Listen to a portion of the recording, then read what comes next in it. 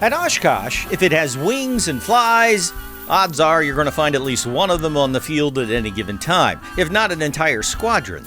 You know, you always hear about these barn finds. Well, this was a doozy.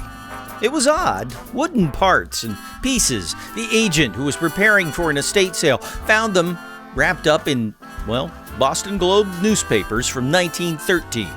So, thinking maybe they were aviation related, they called the Collings Foundation, and the rest is, well, history. That's where Mark Smith picks up the story.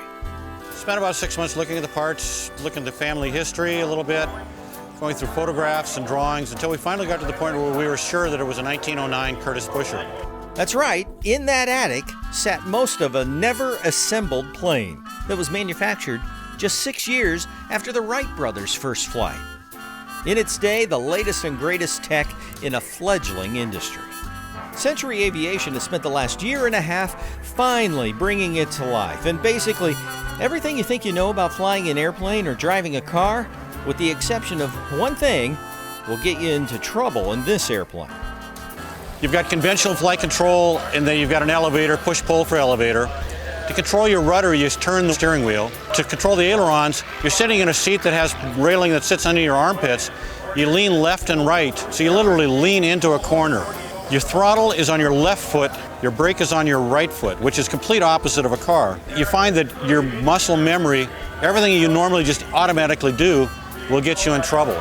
While the propeller is a reproduction, most of this aircraft is actually a restoration, which is important when it comes to what kind of certificate you get from the FAA. The engine itself is a Curtiss OX-5. It was found in the basement of a home in Pennsylvania. The intent of the aircraft is it will fly. We've gone through all of the engine testing, ground testing, high-speed taxiing, and we're ready to fly. We're just in the process of working with the FAA for certification. It's going to be certified as experimental exhibition, and so that's adding a little bit of difficulty to the process because it was built in 1909. There's not a lot of the references that they normally have for certifying an airplane. It's going to be a slow process, but we're going to get it. When that happens next spring, it's likely to become the oldest airplane in the world that's still flying.